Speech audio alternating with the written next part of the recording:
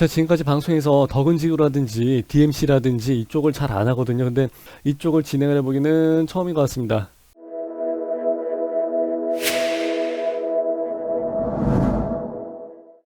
안녕하세요, 에버랩스입니다.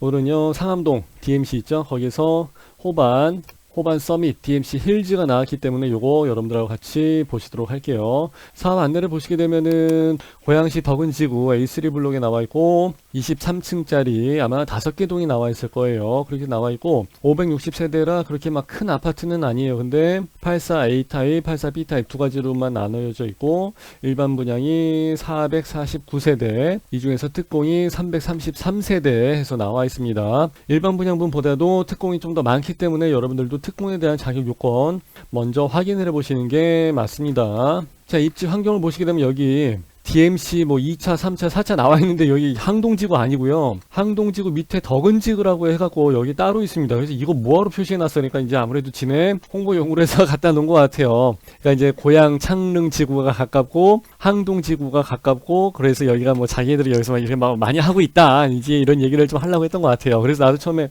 항동지구야? 앞만 봐도 여기가 아닌 것 같은데 해서 좀 더 자세히 보니까 거기가 아니라 밑에 덕은지구에 있는 여기 A3 블록이더라고요. 자, 여기서 보시게 되면은 아래쪽에는 뭐 생활 인프라가 있고 교통망이 무슨 사통 팔다리고 해서 막 여러 가지 막 이야기를 합니다. 근데 여기 항상 여기 지나가는 길은 항상 막히더라고요. 특히 서울 경기에서 출퇴근하시는 분들도 많이 계시고 이 근처에 이제 더더욱이 여기는 뭐 대체할 수 있는 도로가 없잖아요. 사실 강변북로가. 그렇기 때문에 여기는 앞으로도 더더욱이 많이 막혀지게 될 것 같아요. 자, 그리고 이제 여기 앞에 이제 공동주택 해서 이제 여러 가지가 쭉 나와 있고, 그리고 밑에 이제 월드컵 공원이 있고, 난지공원 있죠. 그래서 여기는, 올해는 안 그랬겠네. 근데 옛날에도 여기 한번 가게 되면 여기도 아주 그냥 사람들 아주 그냥 빽빽하고 이제 아주 여기에 사람 무지하게 많은데요. 그리고 덕은지구에서 여기 수색역까지 왔다 갔다 좀 하셔야 될 것 같아요. 이제 그게 하나가 조금 걸리는 것 같아요. 왜냐면은 자가용이 있어도 출퇴근할 때 여기가 조금 막히는 지역이고, 그리고 여기서 지하철이나 뭐 이런 거 이용하려고 해서 간다 할지라도 수색역까지 기본적인 거리가 있기 때문에 그거 하나는 조금 그렇습니다. 그건 좀 참고하셔야 될 것 같고요. 그리고 여기에 고양 창릉지구랑 항동지구랑 해서 계속해서 막 들어가기 때문에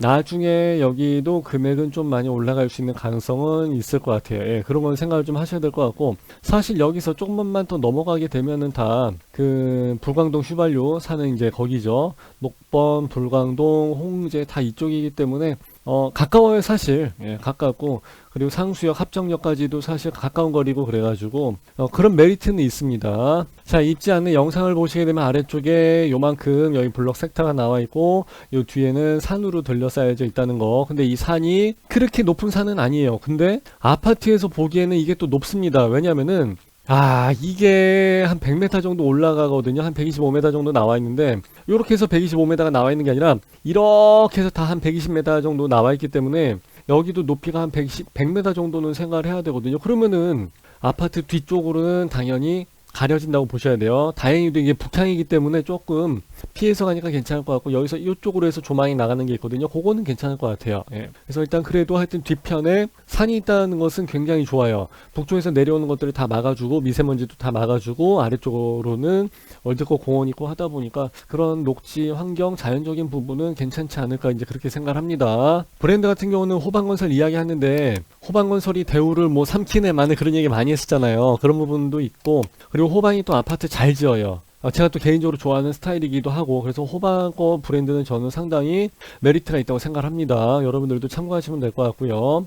오시는 길 보시게 되면 호반 거 예전에 항상 여기 양재 IC 옆에 보시게 되면은 큰 모델하우스가 있는 데가 있거든요. 옛날에 여기 줄이 막 1.2km까지도 막 서 있고 막 그랬던 데예요. 여기는 항상 모델하우스의 그 성지 그곳이니까 여러분들이 참고하시면 될 것 같고요. 홍보관하고 실제 거기하고는 완전히 좀 달라요. 그래서 홍보관은 여기 양재 IC 쪽에 있는 거고, 네이버 부동산으로 해서 보시게 되면은 수색역 있고, 여기 완전히 서울 반대쪽이죠. 대각선 반대쪽이라고 보시면 돼요. 월드컵 공원, 난지공원 있고 이쪽이에요. 여기서 콕 찍어가지고 보시게 되면은 수색역까지 거리는 한 2.9km. 그러니까 직선거리가 2.9km면 실제적으로 한 3km 넘어간다고 봐야 되는데, 여기 앞에 보시게 되면은 마을버스나 이런 건 다 있어요. 그렇기 때문에 이런 거 좀 이용해서 가셔야 될 것 같습니다. 여기 아마 버스 정류장이 몇 개가 있어요. 그거는 네이버 부동산 이거 보지 마시고 네이버 지도를 보시게 되면 여기 나와 있는 게 표시가 돼 있어요. 그리고 들어온 김에 잠깐 보고 넘어갈게요. 이거는 훨씬 더 조그만 세대죠. 300개짜리 5개 동. 층이 아마 낮을 거예요. 18층밖에 안 되니까. 요거는 옛날에 8억 9천에서 나왔었던 거예요. 리버시티자이 같은 경우는 600개짜리인데 요거는 6억 5천. 지금 나와 있는 거랑 금액이 똑같죠. 이것도 지금 6억에서 6억 5천 정도 선으로 나와 있으니까 이건 200세대밖에 안 되는 건데 앞으로 22년도에 입주를 하게 되는데 25개층. 지금 거랑 우리 거랑 비슷하죠. 그죠? 예. 덕은 DMC 앳들이라고 합니다. 요거는 5억 4천. 그러니까 이건 옛날에 나왔던 거예요. 한번 좀 아웃라인 한번 보자고. 뭐를 말씀드리려고 하는 거냐면은 이 지역 주변 자체가 지금 아파트들이 앞으로 들어설 예정이 많죠. 그러니까 22년도라는 얘기는 1년 전에 분양을 했었다는 얘기죠. 이때 당시만 하더라도 사실 여기는 허 벌판으로 생각을 되고 주변에 이제 여기 첫 방에 들어가는 아파트다 보니까 아무것도 없죠. 그러니까 보통 사람들은 거기에 아무것도 없는데 지하철역도 먼데 거기를 어떻게 들어갑니까? 라는 이야기를 한다고 내가 매번 이렇게 말씀을 드리잖아요. 그러니까 맨 첫 방에 들어가는 아파트는 무조건 못 먹어도 고입니다 라고 해서 말씀드린 것은 어떻게 보면 그 부동산 공식 중에 하나인데 이거는 그냥 투자자의 관점으로서 본 거예요. 그거 우리 밴드에 나와 있는데 그 실입주에 대한 개념하고 부동산을 투자자의 관점으로서 들여다보는 거랑은 조금은 다릅니다. 실입주도 실입주인데 사람들이 100% 실입주만 가지고 생각하진 않거든요. 항상 양념 반 후라이드 반 하는 것처럼 뭐 나중에 피가 많이 오르면 팔고 이런 식으로 이야기를 하십니다. 그렇기 때문에 100% 실입주라는 것도 있지만은 실입주가 아닌 경우도 있고 반반인 경우도 있고 그래요. 그것은 각자의 환경에 따라 다 다르기 때문에 뭐라고 이야기를 하기는 좀 어렵지만은 피가 붙어갖고 그만큼 분양가가 높아지게 돼 있습니다. 분양가 프리미엄 산정하는 공식이라고 해서 내가 항상 마지막에 그 링크 걸어드리잖아요.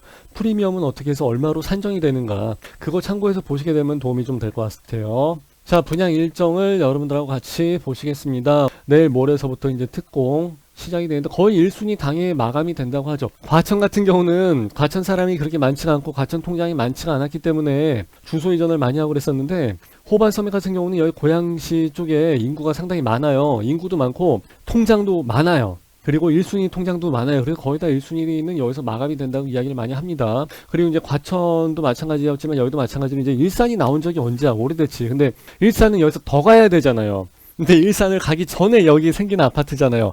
일산도 한 20년 됐나니까 다 갈아타기를 해야 돼요. 아파트가 오래됐어요. 그러면은 물이 새고 뭐가 뭐 고장나기 시작하고 이제 막 점점 불편해지기 시작합니다. 그러면서 이제 돈이 막 자꾸 들어가기 시작합니다. 이제 갈아타줘야 돼. 그러니까 100% 실입주도 좋긴 좋은데 자산관리 차원에서는 조금 더 현명하게 생각하는 것도 필요합니다. 그렇기 때문에 한 집에 뭐 30년 사는 것도 좋지만 이제 점점 고장이 나고 뭐 이제 점점 막 불편해지기 시작하고 그러기 때문에 조금 새 아파트로 갈아타는 전략도 좋아요. 그러다 보니까 오히려 훨씬 더 서울까지 접근성은 훨씬 더 좋고 마침 이게 분양가 상한제에 걸려갖고 시세는 8억 이상 막 넘어가 버리는데 이거는 뭐 6억 5천에 나왔다 그러면은 갈아탈만 하죠. 그렇기 때문에 여기서 거의 다 1순위 당해서 끝나게 될 가능성이 많다는 것을 말씀을 드리는 거예요. 입주자 모집 공고 청약 Q&A에서 뭐 여러가지 내용들이 나와 있는데 이건 여러분들이 좀 보셔야 되고요. 왜냐면은 케이스 바이 케이스가 원차 다양합니다. 그렇기 때문에 일일이 하나씩 다 말씀드릴 수는 없고 근데 요거는 짚고 넘어갑시다.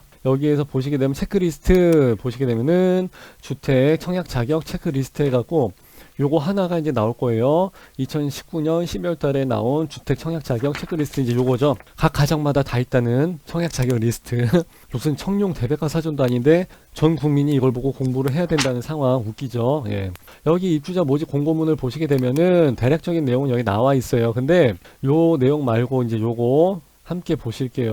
요거는 조금 세부적인 내용들이 나와 있기 때문에 그래요. 아파트 입주자 모집 공고 승인일은 11월 19일입니다. 이게 청약 통장, 뭐 가입기간, 뭐 나이, 그리고 이제 여러 가지 일정을 맞출 때 이게 기준이 되는 날짜이기 때문에 그렇습니다. 뭐 당첨자 발표일이 아니에요. 분양가 상한제가 적용이 되는 민영주택입니다. 민영 공공 아니에요. 국민주택 이런 거 아니에요. 민영주택이고 그래서 재당첨은 안 돼요. 그거 참고하시면 되고요. 그리고 1주택 이상 소유하신 분들은 가점제가 청약이 안 됩니다. 2주택은 당연히 아예 안 되고 그래서 1주택이신 분들은 민영이다 보니까 25%는 추첨이 돼요. 84타입 이하이긴 하지만은 그래도 여기는 조정 대상 지역 중에서도 예, 여기는 25%까지는 추첨이 가능하다 보니까 이제 또 여기에 사람들이 몰릴 수 있는 여지가 많이 있죠. 8호 타입 이하의 경우는 세대수의 75%를 가점제, 그리고 나머지 25%를 추천제로 합니다. 그리고 조정 대상 지역입니다. 거기서도 민영주택입니다. 주택을 소유를 하고 있는 직계존속과 직계존속의 배우자 같은 경우는 가점제 항목에서 부양가족으로 보지 않습니다. 참고하시고요. 부모가 모두 다 사망을 했을 경우 미혼 자녀 또는 미혼의 손자인 경우에는 이런 경우는 부양가족으로서 인정을 해줍니다. 그러니까 할아버지가 되든지 아니면은 다 안 계셔갖고 애들 손녀까지가 되든지 이런 경우에요. 자, 본인이 주택이 있다 그런 경우는 이제 여기 내용이 조금 애매하죠. 분양권도 이제 주택으로 보기도 하는데 공급계약 체결 일자랑 이런 걸 다 봐야 돼요. 그래서 예전에 했던 경우에는 주택에서 또는 그 제외가 되는 경우가 있는데 또 그거를 또 산 사람은 또 이제 주택으로 봅니다. 2018년도 12월 11일 이후에. 그리고 이제 미분양을 받으신 경우는 이건 주택으로 해당이 되질 않습니다. 참 복잡하게 또 만들어 놨어. 나중에 여러분들한테 소명이 나오게 되는 경우가 있습니다. 당첨이 되긴 됐는데 국토부 전산에 집이 있는 걸로 뜹니다. 근데 그 집이 어떤 건지는 얘네들도 정확하게 모르기 때문에 소명 자료를 제출을 해주세요 라고 이야기를 하는데 그때 이런 경우가 제일 많이 적용이 되는 케이스예요. 그러니까 소명을 해서 구제를 받을 수 있는 방법들이 있다는 겁니다. 그러니까 항상 이런 거 다 소명을 하셔야 돼요. 시세 차익만 2억 3억 나오기 때문에 그렇습니다. 자, 신혼부부 특공의 경우는 혼인신고일서부터 입주자 모집 공고일까지 계속 무주택이어야 됩니다. 그러니까 중간에 신혼여행 갔다 와서 뒤지기밖에 막 싸우고 해서 헤어지고 그러면 안 돼요. 무주택으로 해서 계속 같이 가야 됩니다. 당연히 결혼은 같이 하고 있어야 되고요. 자, 전매금지가 나와 있습니다. 자, 주택의 입주자로 선정이 된 날서부터 6년까지 전매가 금지가 됩니다. 사고팔고를 할 수가 없다는 얘기예요. 자, 그리고 재당첨이 또 이제 10년 동안이라는 거 나와 있으니까 참고를 하시면 될 것 같고요. 그리고 또 한 가지는 입주를 해야 되느냐 입주를 안 해도 되느냐 이제 그 내용이 나오는데 그건 나중에 또 나옵니다. 어떻게 되냐면은 중도금 대출을 받게 되면 입주를 안 해도 돼요. 여기는 원래 입주에 대한 규정이 없어. 근데 실질적으로 또 중도금 대출을 안 받는 사람이 어디 있습니까? 중도금 대출을 받으면 또 입주를 해야 됩니다. 6개월 이내에. 그러니까 웃기죠. 그러면은 다른 사람한테 먼저 세를 줄 수가 없잖아. 그죠? 6개월만 살짝 나오세요. 이렇게 할 수는 없으니까. 그러니까 내가 먼저 들어가서 전입신고를 해서 하루라도 날짜를 찍어놓고 나오는 그런 또 편법이 나오게 될 것 같아요. 이미 전세는 다 맞춰놓고. 그러니까 여기에도 이제 투자 세력들이 들어갈 수 있는 여지가 조금 많이 있죠. 그리고 과천에서도 그래갖고 이런 얘기가 나왔었죠. 에스폰가 그랬었죠. 과천 지정타 에스포 같은 경우는 입주 일정이 굉장히 빨랐어요. 그러니까 중도대출을 아예 안 받아버린 거야. 그리고 날짜가 내년이 입주니까 그냥 개기고 가버리는 거예요. 그래서 그냥 전세를 그냥 맞춰서 그냥 돌려버리는 걸로. 그런 전략도 있었어요. 그때 당시에. 자, 여기에 나와 있는 거 보시게 되면은 계약금 내용 확인을 해야 되죠. 5억 9천이면 그냥 6억이라고 봐야 되고. 왜냐면 중도대출 이자가 있을 거라고. 그죠? 그리고 발코니 확장 비용이 있을 거니까 그냥 편의상 6억으로 보고 6억에서 한 6억 5천까지. 제가 요즘 악플에 대해서 신경을 많이 씁니다. 곰곰은 기준으로 해야죠 하면서 뭐 엄연히 5자가 나와 있는데 왜 6억으로 합니까? 막 그러신 분들도 계세요. 그분들은 그게 낙인지 모르겠는데 사람 되게 피곤하더라고요. 그래서 그냥 편의적으로 그냥 일반적으로 그냥 러프하게 그냥 보는 거예요. 주변의 시세보다는 뭐 한 2, 3억 정도는 싸게 생각할 수 있다라고 해서 보시면 될 것 같고요. 그래서 한 칸 건너서 앞쪽으로 해서 아까 말씀드린 그 서울 쪽으로 해서 들어가게 되면 또 시세 차익이 좀 엄청나죠. 그래서 분양가랑 이런 거 확인하려고 들어온 거고, 또 한 가지는 여기 계약금이 20%예요. 그러니까 얘네들은 계약금을 보통 이제 10%를 거는데 얘들은 20% 걸었다는 얘기는 쟤네들은 무조건 완판 자신 있다는 얘기예요. 그러면 보통 뭐 5% 걸고서 뭐 10% 이렇게 해서 15% 가는 경우도 있고, 아니면 계약금 10%를 처음에 500만 원만 받고 나머지는 10% 금액에 500만 원을 차감한 나머지 금액은 2회차에 딱 받는 경우도 있고, 그런데 여기는 그냥 얄짤없이 10% 두 번이죠. 그러면은 분양가 상한제도 상한제지만은 이것만 하더라도 1억 2천이에요. 이것만 하더라도 1억 3천이고, 계약금 할 때 일단 1억 3천은 현금으로 쥐고 있어야 된다는 얘기예요. 그러면 조금 힘들죠. 일반 서민들은 1억 3천이 어딨어. 난 지금 1,300만 원도 없는데. 하여튼 그런 부분이 좀 아쉽고, 중도금 대출은 60%고 잔금이 20%. 결국은 뭐 다 돈 있는 사람들 잔치지 뭐. 그죠? 그리고 여기에서 말씀드릴 것은 중도금 6회분에 대한 부분이 아니라 총 분양가 있죠. 6억 5천. 여기에 대해서 50%까지는 대출을 해줍니다. 6억 30, 한 3억 3천 정도에 대해서는 얘네들이 대출을 알선을 해준 거예요. 호반건설은.